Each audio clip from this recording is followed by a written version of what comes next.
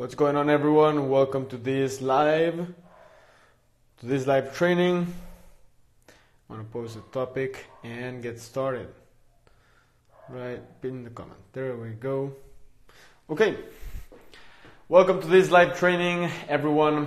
And I want to talk about a very simple topic, right? Why your e-commerce store is not working. It's not selling anything, right? And I know it's a pretty simple topic, but it's really the most common thing that I see out there when people start their stores. Obviously, there's been a huge boom in e-commerce and everyone wants to start an e-commerce business. And there's a lot of people teaching it, but there's actually, the reason it's not working for most people, it's not because a ton of reasons. It's mainly just a handful of reasons, okay? And it's the difference between literally spending money and not seeing any sales, or spending money profitably and seeing sales fast, right? Before I start telling you the reasons, I wanna tell you that I'm of the mindset of everything I do right now needs to have a purpose for the long term. Okay, let me just double check that we're live. Yes. Everything that I do right now needs to have a purpose for the long term. So right now, I'm not gonna do anything that, might give me a short-term benefit without any long-term potential. Because right now, what I would much rather do is invest my time and energy and money into something that's gonna keep producing for the long term. Because, before I was of the mindset of, I'm gonna take action right now to see a specific result in the short term right now. But what happens after 2 years, after 3? I need to keep producing. So right now, every action that I take, regardless if it's my e-commerce business, my consulting business, everything is aimed towards the long term. I'm not saying you're not going to make money right now. You will if you follow the strategies, but you have to have the mindset of, I'm going to work right now. I want to see results fast, but all of this has a purpose for the long term. Thing number one, okay? Now, diving into the more practical reasons of why your store might not be working, or other people's stores are simply not selling. First of all, you gotta have a good product, right? If your product is not good, it's not gonna work with any audience. It's not gonna work on Facebook or YouTube or Google or anywhere. Okay, your product has to be very, very good. And it's like, if you try to sell me right now, what's not a good product? I don't know, like a really ugly candy bar, right? It doesn't matter if you try to sell it to me on a video or on a photo, or if you tell me this or that. If the candy bar doesn't taste good, I'm not gonna buy it. It's that simple, right? So your product has to be very, very good. It has to be engaging. Now, what's a good product? It depends on the niche, right? Because if you try to sell me a tennis racket right now, and I don't play any tennis, I don't play tennis. I mountain bike, I practice martial arts and go to the gym, but I don't do any tennis. I don't want the racket. I don't care how good it is, okay? So, but if you sell that tennis racket to a tennis player, and the racket itself is a great product, it's not a cheap product that breaks, and it has, great, whatever you call it on tennis, then the guy is gonna buy it. So there has to be a connection between how good the product is and also show it to the right person. What a lot of people are doing is that they are selling products that people simply don't want, right? And, it's not a bad thing, because in the beginning, you have to figure that out by yourself. But if you want to really fix this problem, you got to start making more research, right? And you got to start making research about a niche. So kind of like this is the process. In the beginning, when you create your store, you don't know what people want. So when you go and start running ads to a product, you have no clue if the product is good or bad. Like how do you know? And the way you know is by making research on your audience first. Okay, so here's an example. Let's say that I'm gonna create a store in the dog niche, right? I love dogs, so let's say I'm creating a store in the dog niche. Before going and launching any random dog products, I need to know what people in that community consider good or consider bad. So instead of just going and launching a bunch of products that I don't even know that they will work, or making marketing or sending them to influencers or anything, what I'm gonna do is I'm gonna first research. This is, let me see, just this is, yeah. I'm gonna first research my audience and see what are the best products for them. So I'm literally gonna go to Google and I'm gonna type top 10 dog products 2019, right? And then I'm gonna look at the first 10 results on Google. I'm gonna analyze those results, and then I'm gonna see if I can find something similar. And I'm gonna start looking for trends. And I start seeing, okay, these colors, they appear in 3 links out of 10 in the first page of Google. Or maybe this, this fur, thing is appearing in a lot of links. I'm seeing this pattern. I'm seeing this on Pinterest. I'm seeing this on Instagram. And then once you make your research, you go and find your products, right? You determine what products to sell. So if your product sucks, it's not going to sell. If your product is great, but you don't show it to the right people, it's not going to sell. Those are 2 very important things to consider when creating your store. Now, before you go and launch any products, you got to make research about your audience. Audience research is probably one of the most important steps that people don't really do. I mean, people literally don't do any audience research. People just say, oh, this is in the bestseller of Amazon, I'm gonna go test it out, right?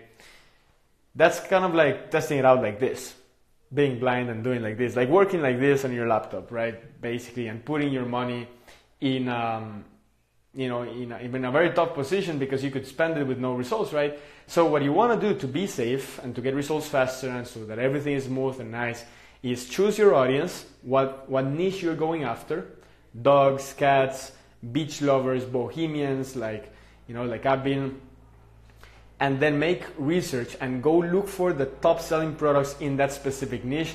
Go look at what people in that niche are doing on a daily basis, what events they go to, what fan pages they follow, what Instagram accounts they follow. Like literally become the stalker, like a freaking wolf, and know everything about the niche.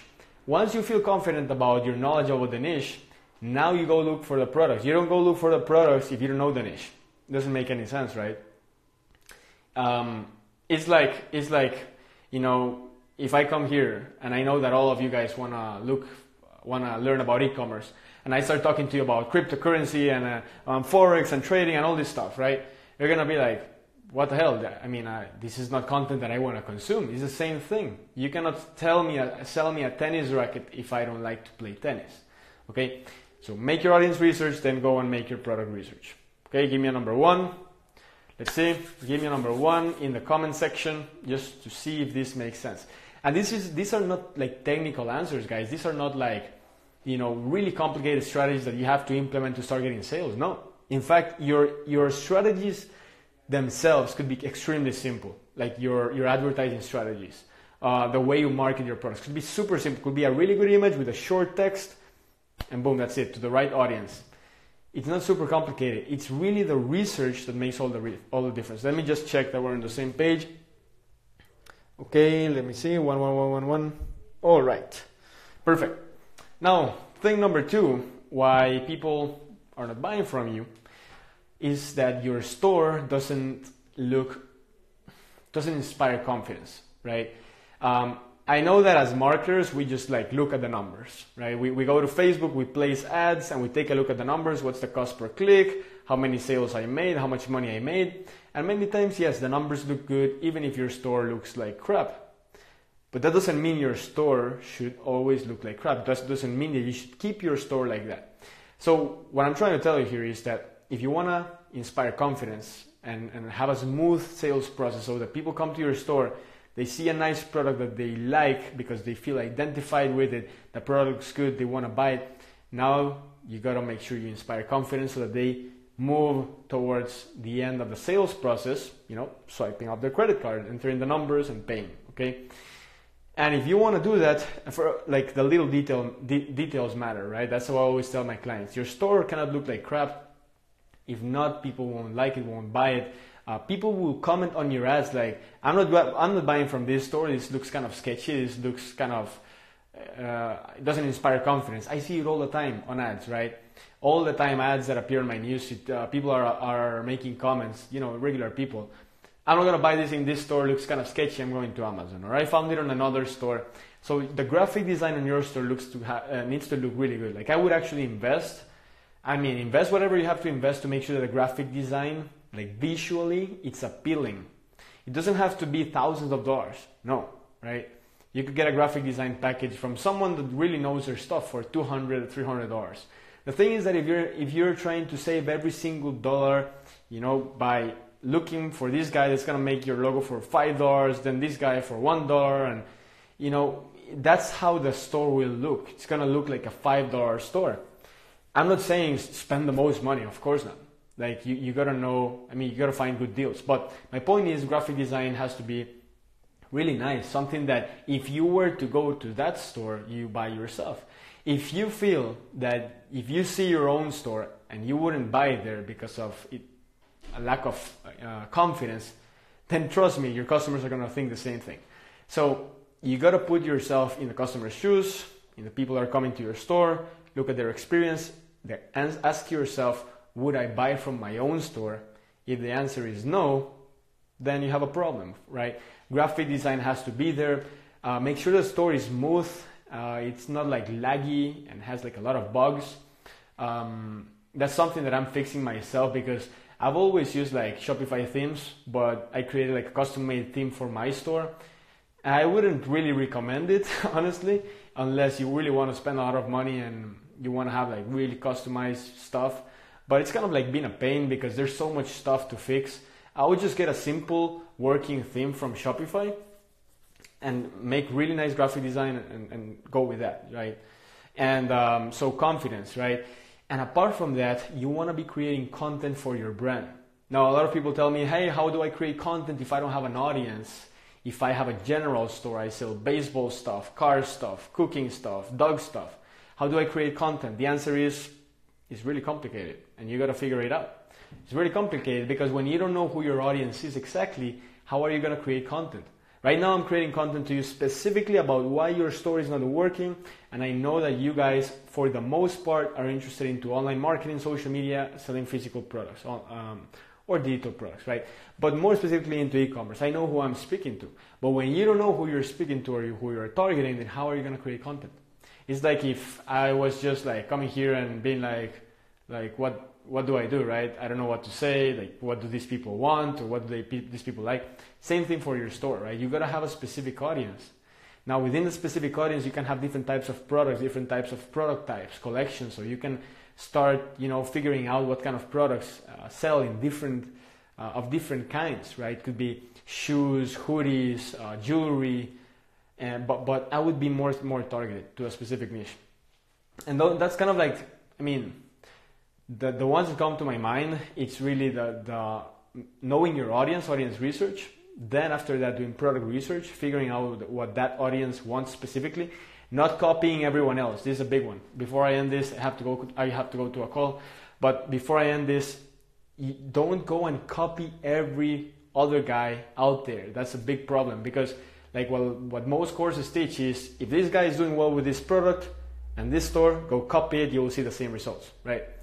That's correct to a certain extent, but for the most part, it's not correct, right? Because if everyone is copying each other, nothing is going to work, and you want to differentiate your brand. You want to be unique. So go look for what works and then model it, make research to find similar stuff, but even better, and then just go with that. Guys, that's basically it. Thanks for being here. I'll have the replay in my IGTV, and I think that's it. Let me see. All right. Perfect. Thanks, guys. Appreciate it. Talk soon. Bye-bye.